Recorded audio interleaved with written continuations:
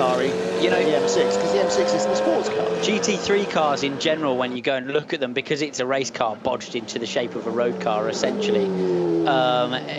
And what's wrong with that? Nothing, because, you know, road cars going racing as race cars is extremely cool.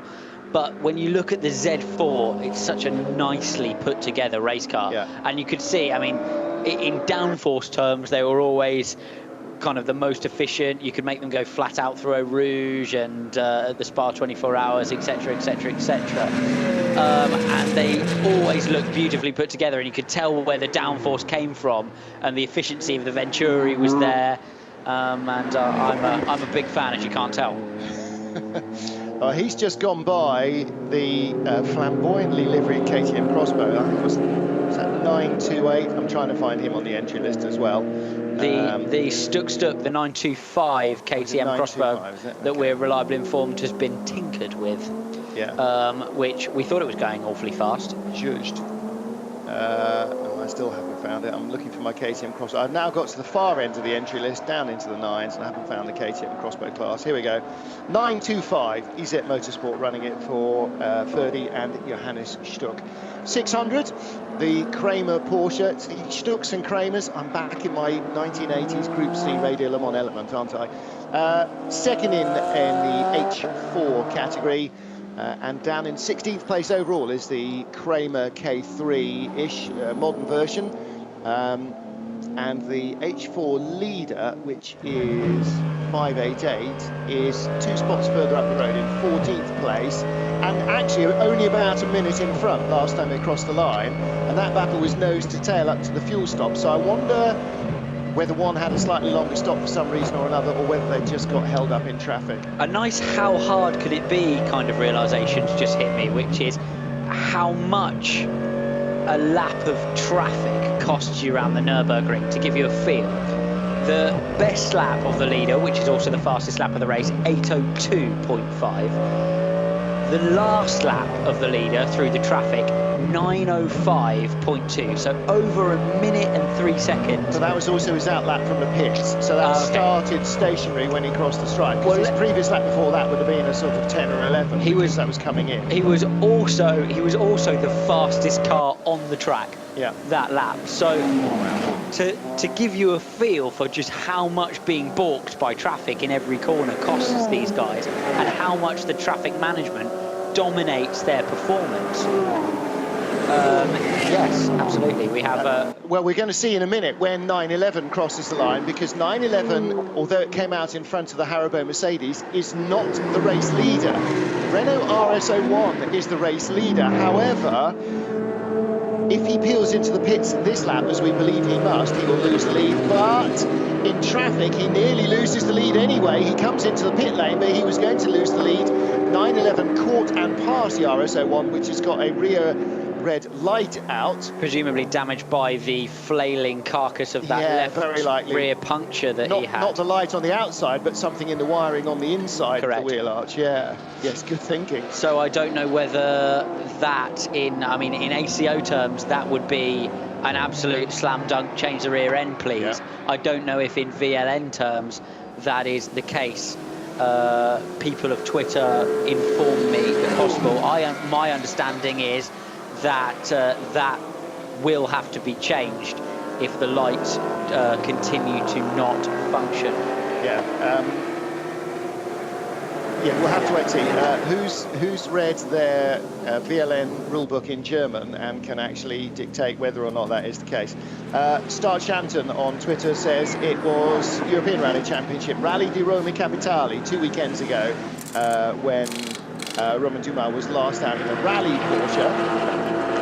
In addition to VLN today, it's also qualifying for European Le Mans Series and for the Michelin Le Mans Cup. Also GT Masters racing. So more sports car racing then. It's also qualifying day for the final round of the British GT Championship, which is tomorrow at Donington Park. So there is plenty of sports car racing going around. An awful lot of sports car racing. What's going on? Tim's writing a note to remind me what's going on the other side of the Atlantic. Is it IMSA? It is the WeatherTech IMSA series as well. Laguna, they are at Sonoma? Laguna this All right, okay. Oh dear, yeah. October is always Laguna. Well, hang on, they're there in September. What's going on now? Oh, hold on, no, they're not in Laguna. IMSA Laguna, 24-hour Le Mans for trucks. Vancatcher, Dumont, du Camion. They don't race for all 24 hours, though. Well, they do, but they're on the... 24 hours of Le Mans, they're on the Bugatti circuit. Yeah. Which... there are ordinary trucks leaving diesel all over the rest of the circuit. Which explains the big bump on the way in, on the way out of the, out of the Dunlop chicane. But yeah, that must be a bit of a bodywork fest over 24 hours. But I'm sure enjoyable for all involved. Yeah, plenty of sports car racing going on, and as well there should be. Yeah, well, huge amount. I wasn't around in the 60s, but I lived through the Group C era and ever since. And there has never been more sports car racing, and it has never been stronger than it is now. You know, LMP1 in the World Championship might be missing a couple of manufacturers, but there is so much GT and sports car racing of all kinds going on. And that's before we even get into the historic stuff, you know, the Spa 6 hours and all of that. Renault RS01 has completed its pit stop and comes back out, and that is at the end of its 15th lap. So that was a 7 first stint and an 8 second stint. So if there is a short run to be had, then they may be taking that right at the end. When you know not, because after another 4 laps, then the pit stop minimum time rules do not apply. That in the SPX class, though, of course. So yeah. In that minimum time rule relating to the XP9 class, I'm not sure they have the same minimum. I'm not sure they have the same minimum time stipulation. What I'm really interested in is where they come out in relation to the Nissan GT3, which runs in the same class. I mean, I know that class is very much kind of run what you brung, but still essentially, you know, an in-class race going on there. They were about 20 seconds apart when that RS01 peeled off into the pit lane. So we'll see what happens there. And is that that's a crossbow? 930. Now, I don't think that's the Stucky car. That's not the double Stuck. No, it is running or not running. That's the Freithof brothers, father and son, twins, cousins, relatives, not related to each other. Freithof and Freithof car, 42nd overall. So we've squeezed way by there, and we scroll back down, and they are second in Cup X to the Stuckis, who are leading Cup X. So they have, that's on the Grand Prix circuit somewhere, actually. Yes. Yes, so that's not very good. I believe they are second of 2 in Cup X, actually. Or last, as we prefer to call it. Certainly if you're leading. That is the alternative, uncharitable way to say it, yes. That's what commentators do, because that's where we normally race. Hello to Lee Adam, who apparently is working with us in the background. That's not right. We should be in the foreground. Work should be in the background. I think it's all about priorities there, Lee. It's a weekend, Lee. Fire the barbecue up. Time certain lover, quick squiz at the VLN rules, can't find a rule for lights. Looks like right turn lover is our only hope. Oh dear, that's like suggesting that Donald Trump is our only hope, isn't it? Aston Martin in the pits, and this is the Aston Martin Test Centre Aston Martin Vantage GT8. Very much removed, by the way, from AMR. Backing in. That you may see in the World Endurance Championship, etc., etc. Although it does say Team AMR on the bonnet. I know, but it's run, my understanding is it's run by Lagonda. Oh. That programme. Oh, right. I'm sure someone at Aston Martin will tell me I'm wrong. Different pockets. But there's a flatbed in the middle of the racetrack, and that's what you've got to contend with. Yeah. The number 8 Mercedes GT3 threads its way through, and that, my friends, is why we need to have racing drivers who watch for yellow flags. Yeah. Well, the Code 60 is still out at Schwedenkreuz as they continue with barrier repairs, but there was no, there was yellow flag warning, but there was no slow zone, and there would have been a white flag warning as well. And again, experienced Nordschleifer VLN racers will know that white flag can mean arrival with a puncture and can easily mean arrival on the end of a tow rope or a flatbed or a rescue vehicle. So yeah, you do have to have your wits about you. Well, there are so many forested areas, aren't there, around the circuit, that essentially, if a car does need to be recovered, there is nowhere for it to go, really, apart from round the track and back to the pits. So if you go by a flat-bedded car, coming through the first part of the Flugplatz and on lap 3, by lap 4, it's still going to be there, probably on the flat blade in the middle of the carousel. So you're going to struggle essentially to get something out of the way. Hello, is that Tracy Crone? Number 303. If not, somebody just really likes his livery. Number 303. Tim's nodding. Tracy Crone in the number 303 Audi TT, looks like a cup car. I see Tracy Crone and his longtime teammate Nick Jonsson written on the side of that in their very well known to sports car fans green, extreme green livery. Crone Aviation on the side. Good to see Tracy out around the Nürburgring. If it isn't somebody who's borrowed his livery. No, I didn't doubt see him very much that it would be. If it's got Tracy and Nick Jonsson's names on, it'll be them. I guessed with an American flag and what looked like a Crone and a Swedish, I think it's Swedish. 303, LMS Engineering, Tracy W. Crone, Nick Jonsson. That'll be the man. So it's in the SP3T class. It's an Audi TT RS2. Battle for the 235i Cup class. Yawning gap between 691 and 675 of, what's that in centimetres, would you say? 5, 6? Almost half a car length now as they head out. 7. Yeah. Tom Coronel getting ready to take over the Nissan. See, my helmet recognition is good. When it says "Eat my cheese" on the back, I know exactly who that is. I spent half my working life with Tom Coronel. And so he's getting ready to take over the Nissan. Have you eaten his cheese? Lap 16. Don't even go there. Is it a sponsorship play or something? He always used to have "Eat my dust" on the back of his car, in the same way that my Mini said, "Follow me, I'll show you where to crash." And now it says "Eat my cheese," and his helmet has got, sort of holy cheese kind of livery on it. So yes, Sweet manufacturer. I saw a Fiat 500 on a track day once with "When I grow up, I want to be a Ferrari" written across the back. Well, red Cinquecentos with gold wheels and Scuderia Ferrari badges on the door are not unknown. It is a good look on a Cinquecento. It does sort of say factory car. 911 crosses the line for the 16th time. And we're going to find out now what the margin is between it and the number 8 car that was in front for the first 2 hours of the race. Michael Christensen probably back at the wheel of that Porsche, isn't it? Mikael Krum in the Nissan, which currently lies 3rd on the road because the RS01 and the Nissan hadn't stopped at the beginning of the last lap. RS01 came into the pits, but it was still in 2nd place. The Nissan in 3rd is due to come in now.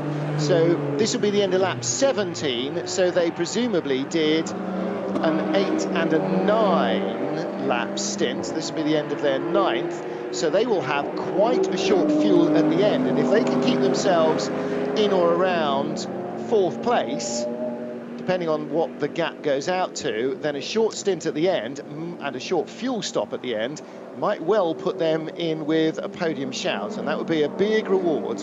Yeah, so it was about 20 seconds, wasn't it, on the flip-flop? It depends on what the total fuel time is versus the delta of doing the short fuel. Again, this car, if it is indeed the case, benefits from escaping the fueling rules of SP9. There will be minimum stop time, I'm sure, but I'm not sure it's quite as long as the SP9. Hopefully the camera will stay on this stop and we'll be able to see if there is a long hold for Tom Coronel as he heads back out on circuit. Well, if there is a pit stop time, then it will be still in place because this is only the end of lap 16. Of course, yes. We'll be able to see if the SPX timings are perhaps.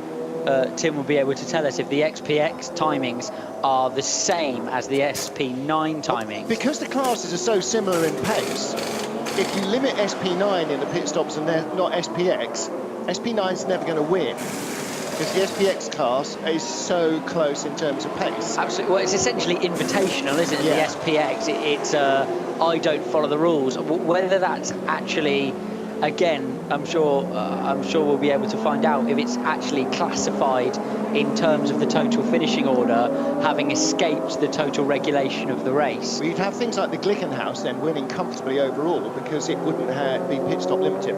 77 in for a penalty. I'm not sure quite why. Don't get notifications for that. I'm not sure where you would find them either, actually, to be honest. And Aston, trying to escape from its garage. In the meantime, the Nismo is mid-fuel stop, and this is the sort of thing we discussed just about sharing garages between different teams. Is you will get this issue where we're using the box now. Sorry, you literally cannot pit, cannot come out, cannot use the fuel hose, cannot change tyres. So I know you're in a race, mate, but you can just sit there and wait for a minute, and they're pushing it back. Again, as we discussed, a little bit of racing diplomacy there. But this will delay no doubt delay the Nissan's pit stop, as well as delaying the 134 Aston Martin's exit from their reliability forced stop in the pit lane. Kevin Estre still leading the race, now pursued actually by this car sitting in the box, which is second in the race, just about to be taken over by Michael Krug. Mercedes GT3 number 8 is in third place, almost a minute back now, having been nose to tail for the lead, or in the lead, with the 911 behind earlier on in the contest, is now some minute back with, I think I'm reliably informed over Twitter, what looked from helmets to be Farnbacher behind the wheel of that car now. Next up, number 100, SP9 BMW M6 GT3 Mercedes, and then the one-time leading SP7 Porsche 911 GT America, car number 62, completes the top 5. Nissan still fueling, going on forever. It is just a standard petrol pump, and it's not high pressure either.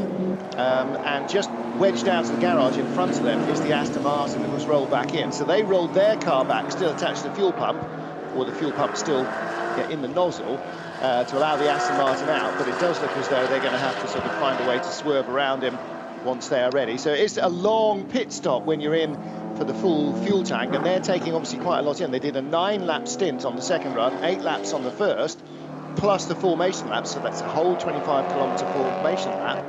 So they've done 2 9-lap runs, one not as quick as the other, obviously, because the formation lap, but still in with a shout. And it looks as though, well, the man at the front of the car is still holding them on time. There's still fuel going in, man. There's still fuel. Mechanics are looking underneath it. Are they looking underneath to see if the fuel is coming out of the bottom as fast as it's going in the top? It does seem like they've been on the pump for about a day. And they've just replaced the pump now. So there is obviously that minimum pit stop stipulation, and they're using that time to have a bit of a check down inside the wheel arches, make sure everything's okay. Obviously not too worried about touching the car. Nobody preventing them from doing that. They're allowed to do pretty much whatever they want in these circumstances, and that's a fire up. So it was about 10 seconds, wasn't it, longer than fuel that they had to sit in the box, and on his way goes Tom Coronel in that Nissan. So it may have paid them to do a lap shorter on their opening stint and their second stint, just to spend less time stationary. In the end, you're going to have to take the same amount of fuel on, but if you take on more fuel later when you're not paying a time penalty, perhaps, then that would seem to be a slightly better way to slice it. However, it doesn't seem to have hindered the Porsche quite so much doing a long first stint, because they used that short second stint. I think that was very clever. To get that short second stint in and get the track position, get the lead. It is 911 that still leads, and the number 8 Mercedes in second place. Now the Renault RS01 stopped last lap, and the Nissan stopped this time round. They were in second and third. In fact, the RS01 was almost in the lead as it came into the pits. It was just in the process of being passed. Essentially, there's an argument that says you look clever if you're fast, whichever way you do it, because you can you could say, oh, they undercut them on the minimum stop time, or they overcut them on the minimum stop time, but what really got the job done was Kevin Estre zooming back up to the back of Thomas Jaeger in the number 8. And that's what. But the clever moment was the moment where they didn't have to pass them, and did so in the pits, which worked out very, very nicely, because the passing move, because of the speed in the straight line of that Mercedes GT3, didn't look at all available to Kevin Estre. Yeah, so somebody's looked at that, haven't they? And I don't think that was necessarily a plan going in. Clearly it was a plan going in for the number 8 car to do a short first stint and stay in front and try and hold up what was a quicker car in terms of outright lap pace in qualifying. But it didn't look as though necessarily that was the way the Porsche was going to slice it. And then somebody sat down and go, right, we can't get by him in the straight. How are we going to get by him? Let's do a shorter stint. Let's do a shorter stint, spend less time in the pits, get by him, and that's exactly how it worked. I would imagine they see it as a tool in the toolbox. Yeah, absolutely. And it's sitting there in any one of those kind of 4 stops available, and so the driver can say, well, it's actually the first 3 stops, isn't it? Because in the last stop, it's go as fast as you can. But it's that 23 in again. So that is right. So he's come around the Grand Prix loop and in through the back door. So there was something more, and it's going up on the air jacks, which means the trolley jacks will be wheeled out underneath it, and it'll go back into the garage. Yeah, that's not good. 235i Cup contender comes in. This is a bright orange and bright blue BMW. 675. Oh, well spotted. Where have you read that on the windscreen? Yeah. So that is not near the top of the order of the race proper. No, 675 were they in the second starting group or third starting? Is Cup 5, and they are currently 2nd in class. All right, so who is leading that? Because they were nose to tail, weren't they? They were nose to tail. Shuni, in his 691, is leading the Cup 5 class. And Thomas Jaeger, who's not Thomas Jaeger, in the hellishly quick 666, is 3rd in class, a little way back. As I recall, had a longer pit stop than the previous 2 for whatever reason in the first round. Leader goes by what looks suspiciously like a Schnitzer era British touring car. Was that E34 M3 anyway? And then the Manta as he comes down dotting a her. The Manta is still on dotting a her some way back. Still going. And last time we checked on the Manta, it was 2nd in class. If I could remember, it's 167, 617. Anyway, so the Manta, still no Manta Foxtail on Twitter. Oh, there's a yellow flag out, or a code 60 or something. And that was the final couple of corners. There's a vehicle going very slowly on the outside. We just saw the number 8 get in deep on a piece of traffic, try not to pass him, and carry so much speed he didn't really have the option. And you can see that recovery vehicle just making its way down into down the start-finish straight of the GP loop, which is surprising because I'd expect it to peel off into the pit lane.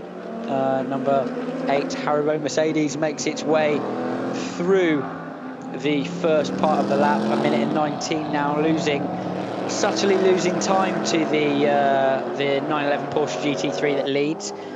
Kevin Estre at the wheel, and some kind of 10 seconds slower over the previous lap than Kevin Estre, which sounds like masses. Over an 8-minute lap, it's a bit. It's too much, really, if you need to be challenging for the lead of the race and you don't have the pit stop advantage.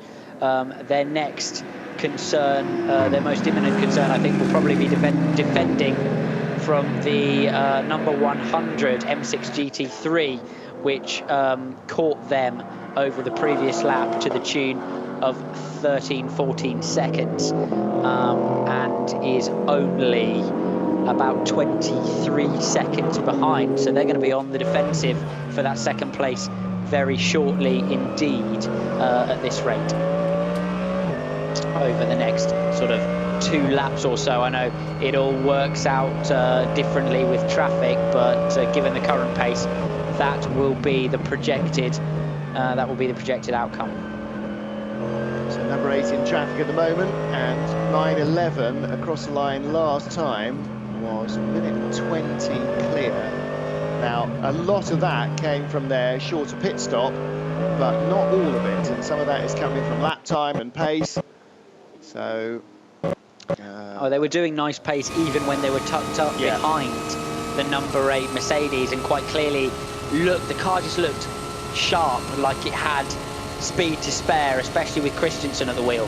And I think they're really stretching their legs now out front, making their way through the traffic nicely. Number 4, Falcon Motorsport Porsche is doing exactly the same, and Romain Dumas currently in 8th place, chasing the Nissan, at least nominally chasing the Nissan. He's down through Dottinger and then into the Tiergarten section, the wiggly bits that rise and dive. Somebody in a BMW getting fully on the lock stops through there, not too far in front of the Falcon Porsche as it came into the pit lane. The BMW, that is, not the Falcon Porsche. Yeah, there's no real benefit to running the tyre longer here, because you can change fuel, change tyres and put fuel in all at the same time. There's minimum pit stop times anyway. So, they're running at a little bit of a pace disadvantage at the moment to the leading cars.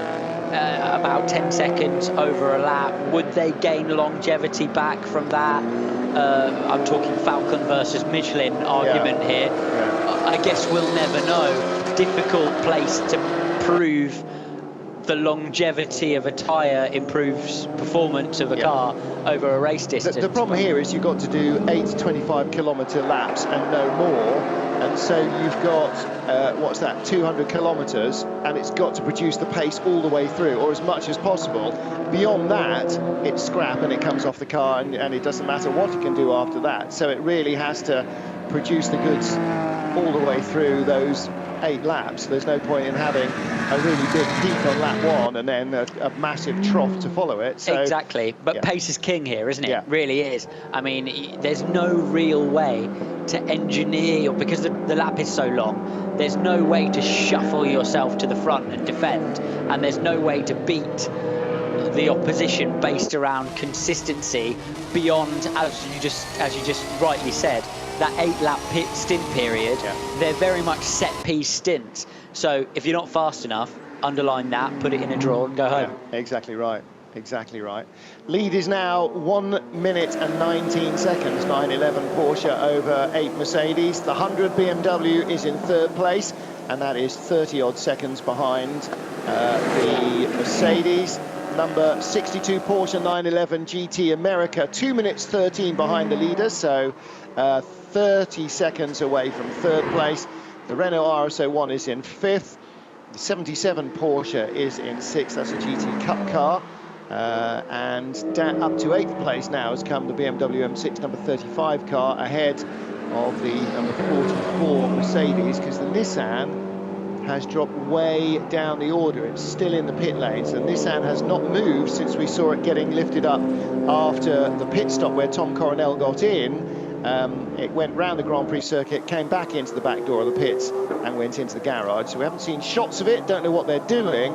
Had a long first pit stop. The bonnet came off the front, but then it continued. Pace seemed unabated, and it's done 2 long runs, but in the garage now, so it's lost at least 1 lap to the leaders. So it was bonnet up, the Nissan, in the first stop? It was, the bonnet came off and then it went back on and everything seemed to be okay. So whether they've been worried by a slight overheating issue or something, late September, the Nordschleife, you don't expect overheating to be an issue, but it might possibly be anyway. It can very much be the way with new cars, because engineers tend to make designers tend to make engineering and designing decisions. As we see someone take to the grass to avoid a transporter. Where is that? That's Antonius Booker. That's right at the very end of the lap before you swerve up through Tiergarten. So he came flat out in Dottinger doing, what is it? Oh wow, absolutely! It's just after Cayman. the kink, isn't it? Yeah, so it's cake. So the yellow and white flags were being waved. There was a flatbed with a course car behind it, so that you don't run under the back of the flatbed, you run into the course car. But nevertheless, somebody ignored the flags, came flying over the brown, and had to take to be, what, 6 foot of grass between the truck and the barrier, and somehow got away with it. Although whether he gets away with it without a penalty, I think is entirely another point. That is an absolutely rapid section of the track to be ignoring yellow flags. And the one thing that they can do here is take your license away. Right. You do stuff like that. You talked at the beginning about having to do a couple of races, not do your bit, but having to finish races here to get upgrades on your license or to be allowed to get a 24-hour license.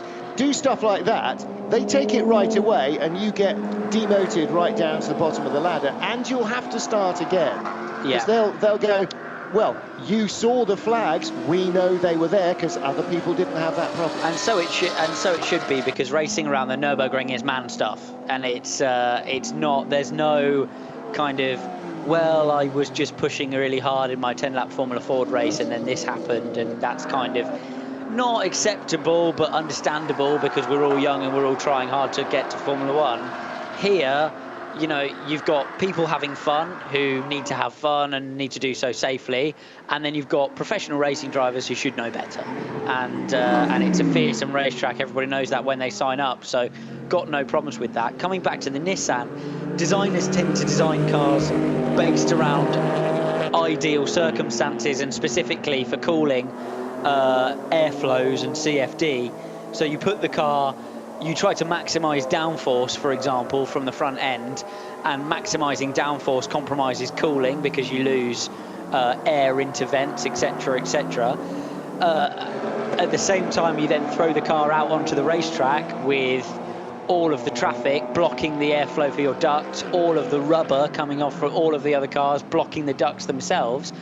And then you realise the reality that your masterpiece front end, which produces this C over D, from basically, you know, absolutely minimising to the lowest efficient level the cooling of the front brake discs or the cooling of whatever, is untenable in practical terms because reality just came and kicked you right in the face. Yeah.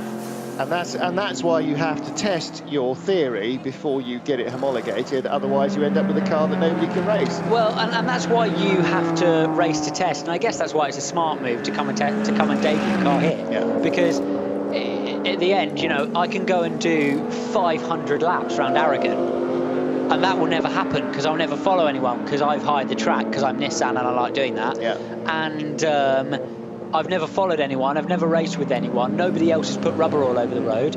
You throw it out in a race, the driver gets to the throttle a little bit harder, gets to the brake a little bit harder, rubbing's racing contact, traffic everywhere, rubber everywhere, you know, down to full course yellow speed, back up again. And that's why cars run for 36 hours in testing, go to Le Mans, break down. Well, that famously happened to Audi a few years ago with their LMP1 car. They had that great new airflow through the car with the big sort of wide mouth frog look at the front.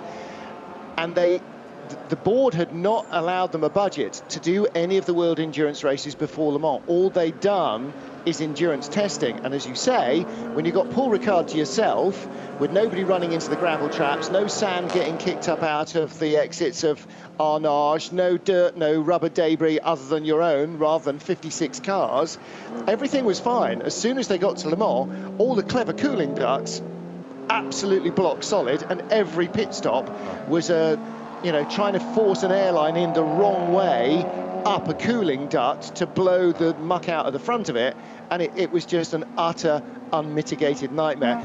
Two things came from that. One, Dr. Ulrich could then go back to the board at the end of the year and went, now, about that racing budget for next season. Ah, yes, okay, well, you have to understand we all make mistakes, blah, blah, blah.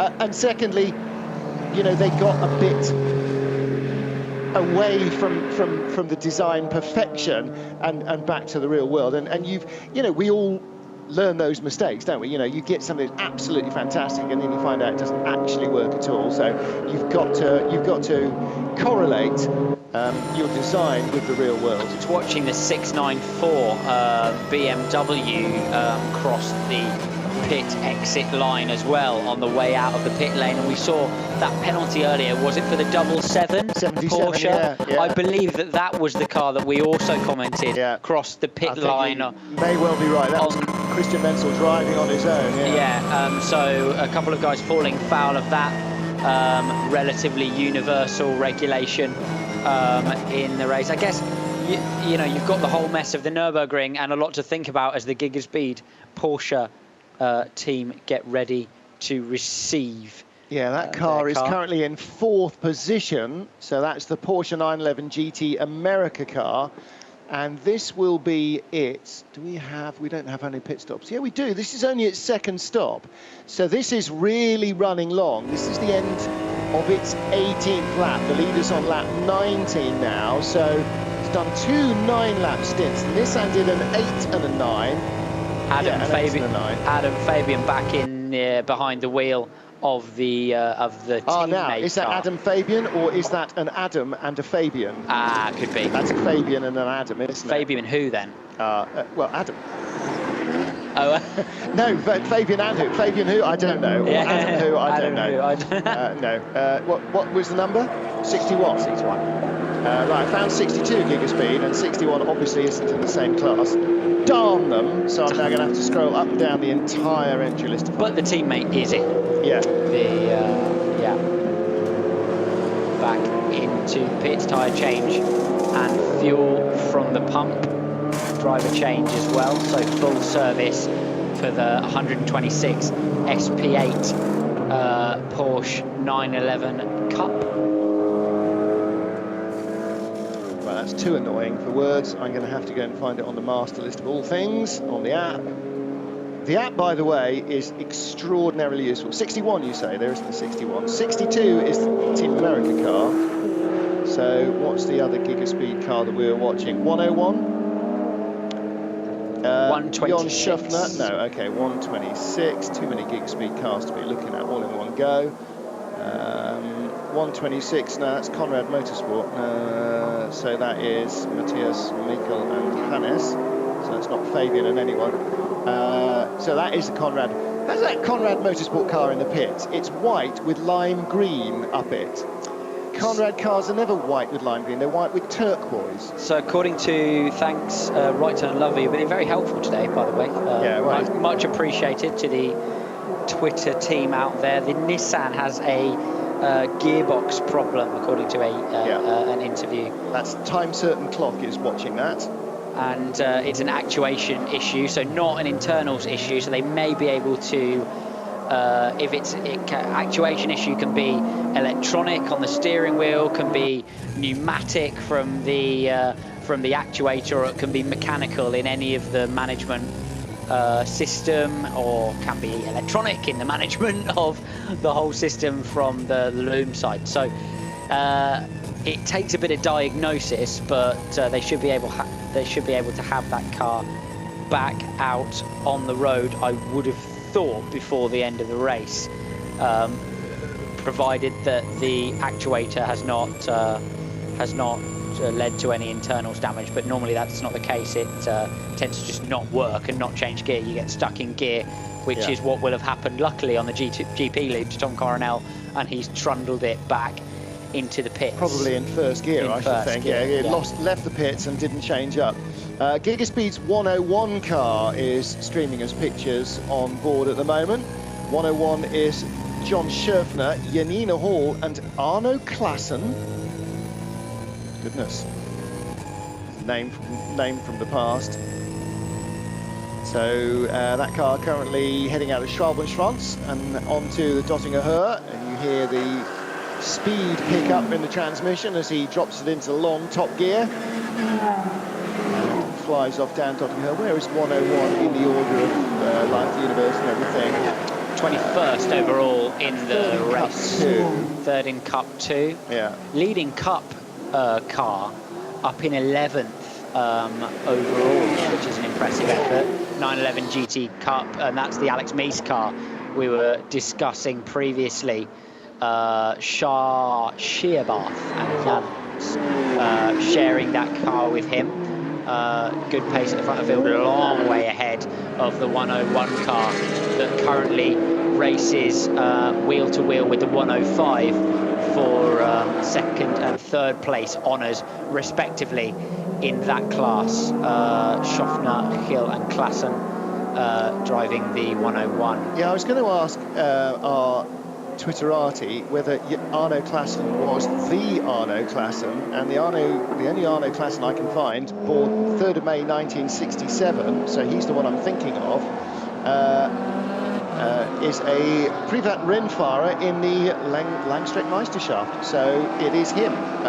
Raced for Mantai in Porsche 911s and various different bits and pieces, but Arno Klassen has been around for a long old while.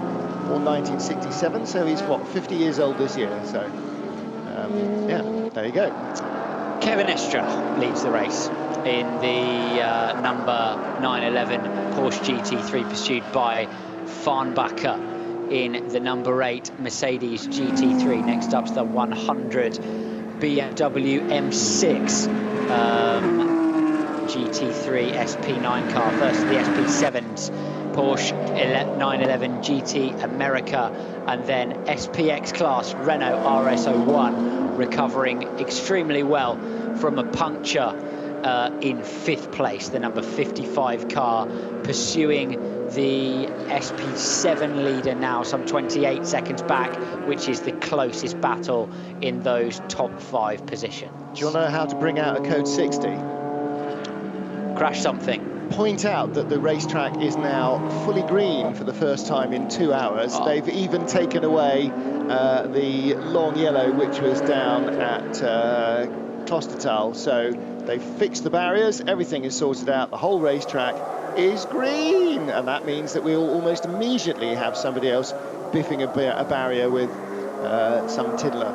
The Kramer Porsche comes back out to the pits. That was second in the historic H4 class, car number 600, car number 588. Its leader is currently up to 9th place overall in that 997 GT3 Cup car.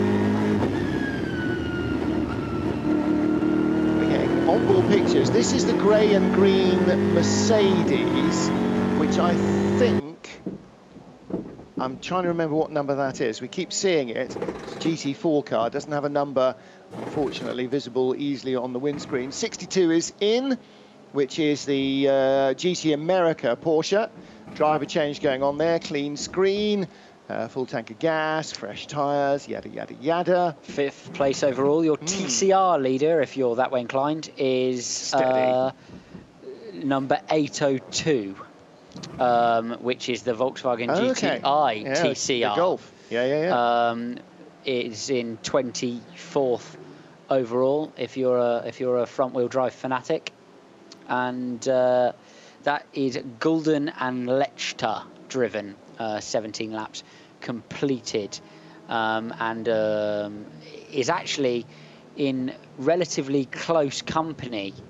Actually, I lie. The 801 has just popped up on my timing screen ahead of that, so that must have dropped back. That's the Audi RS3 that we keep seeing. Yeah, that must have dropped back. Yes, it has from the previous lap. Now that Audi is crewed by 3 Norwegian drivers: Håkon, I'm going to struggle with that, Scherin, Alta Gudbrandsson, and Anders Lindstedt. And the Golf run by 804 or 802, did you say? 802. Andreas Gulden and Benjamin Leuchtner, run by Matilda Racing out of Cologne. So, in fact, Matilda Racing are running both Volkswagen Golf GTIs, 804 as well for Michael Patz and Konstantin Kletzer. Absolutely.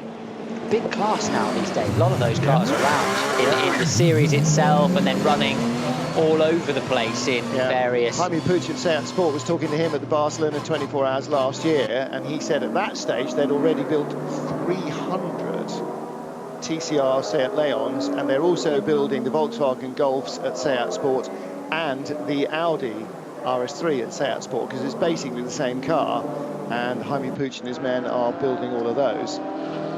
62 Porsche comes back out, the GT America car, white, black and orange, and that came in from 5th place. May not have dropped too far back, but I should think the number 4 Falcon Porsche will have gone by them for that top 6, top 5 position. Efficiently run though, that car, in terms of its pit stops and its strategy, nicely driven, to be kind of amongst the big boys in SP9 and SPX. It is quite an impressive effort for a piece of machinery like that. Last lap, or their in lap was an 8:10. Let's wait and see at the end of this next lap what a full green flag lap does for the leaders.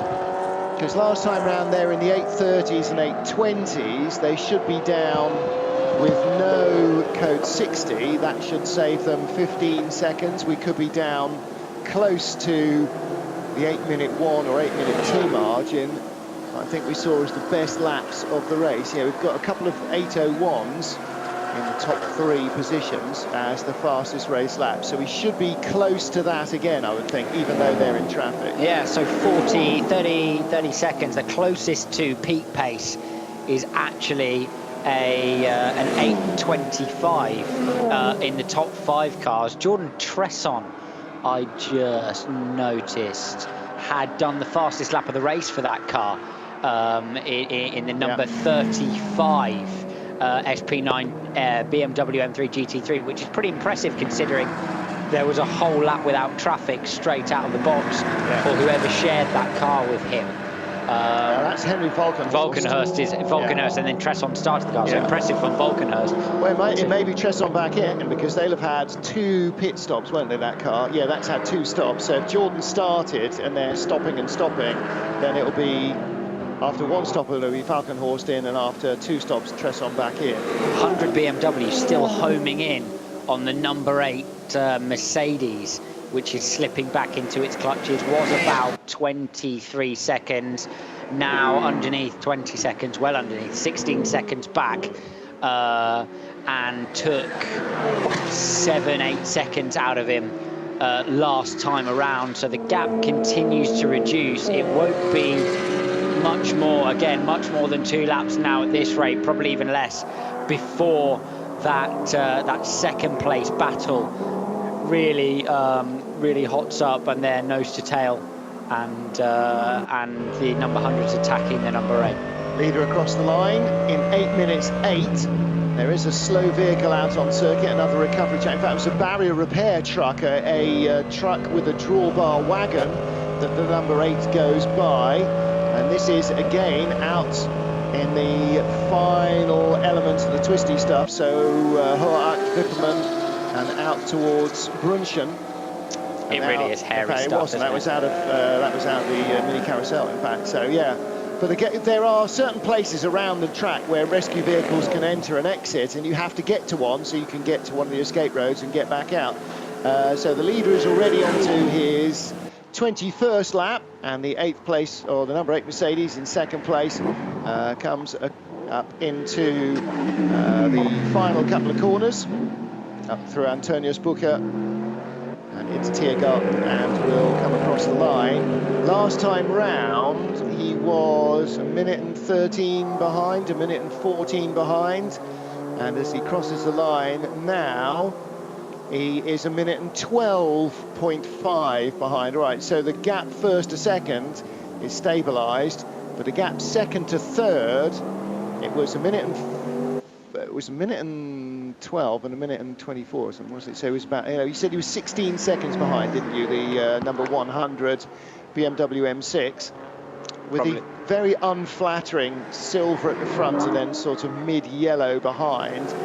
And the gap is out to 18 seconds. So maybe he slowed down a little more for the flatbed truck, which is now approaching the taxi Farah in point. That may be where that leaves the circuit, or he may be coming back to the pit lane to stock up with Armco again. So we're just creeping now towards where, if they wanted to, the teams could make the end on fuel. So a critical element. Yeah. The winning margin has been, the winning distance for the 3 that have been this distance and dry, the 4 that have been this length and dry Nürburgring VLN races this year has been 28 laps. So you're looking at 19 laps now And then, so next time round, if you stretched it, you may be able to make the end on fuel. Critically as well, we're approaching the moment for the regulation change for the SP9 cars, where the minimum pit stop time falls away. And they can now do the race as fast as possible on fuel and tyres and drivers and whatever else they need to do to the cars. So both of our cars stopped, it was 5 and 8, 13. Both our leaders stopped on lap 13. They're now on lap 21, so this is the end of an 8-lapper. So they will both be in this time round anyway. Looking at the RS01 that's in 4th place, and that is, well, that's a minute and a half out of a podium at the moment. And a large slice of that, you have to think, will be that slow run back into the pit lane with the puncture at the end of their first stint. Luckily, at the end of their first stint, rather than a lap into their second stint, which you could just as easily have been, you think? Yeah, absolutely. I mean, these things can happen anywhere. Still really good pace, considering the little bit of damage to the back of that car. I think it's been a great showing from those guys. Actually, much easier to plan this final phase of the race if you're up in the SP9 class, because you know exactly how many laps you're going to do. You're close in proximity to the leader, so the leader will cross the line and then you will finish. What's really difficult is how much fuel do I put in my cup too? Because where will the leader pass me? And do I then have to do another lap over and above what I expected to do? So essentially, you've just got to be cautious, but that could lose you the race. Imagine if you come out of Tiergarten and the leader passes you just as you're getting to the line, then you've got another 25 kilometres you may not have allowed for in attack. So exactly, the answer is basically you run it until it's dry and then you brim it every time and you just get on with it. So I'm in Cup 2 and I'm following you by 30 seconds, or I'm following you by 10 seconds, and you choose to not allow for the extra lap. You go 20 seconds up, or 15 seconds up the road and win the race. But if then the leader just so happens to not pass us both and we then have to do another lap, you run out of fuel. So in essence, if you want to start getting pernickety about it, there's a gamble to be played there. I sense in reality, it's almost an impossible strategic call. So I suspect it's more like what you're saying. Well, I think when you get into it now, and it's only 55 minutes from the end, you know you can run the final hour, so you then start, I think you probably start the race assuming that you're going to do at least one lap more than the leader. You can't have to do two. No. If you end up with 25 kilos of fuel on board, you do, if that's the way it falls because of, red flags or whatever.